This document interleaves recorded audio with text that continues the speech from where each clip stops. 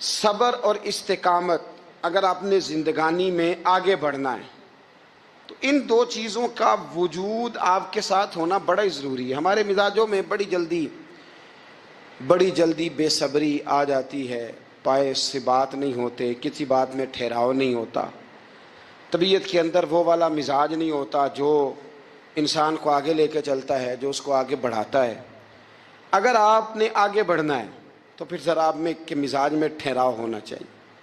پھر ذرا تھوڑا سا سکون ہونا چاہیے۔ میرے رسول کریم علیہ السلام کی خدمت میں ایک شخص نے عرض کیا تھا، یا رسول اللہ صلی اللہ تعالی وسلم، مجھے کوئی ایسی نصیحت کر دے کہ پھر مجھے کسی اور سے پوچھنے کی ضرورت نہ رہے۔ تو حضور نے ایک ہی جملہ کہا، فرمایا جب تو نے کہا نا کہ اللہ میرا رب ہے، پھر ڈٹ جا، پھر اس پہ ڈٹ جا، پھر کھڑا ہونا سیکھ۔ جب آپ میں استقامت ہوتی ہے، صبر ہوتا ہے، دیکھیں حالات جب بگڑ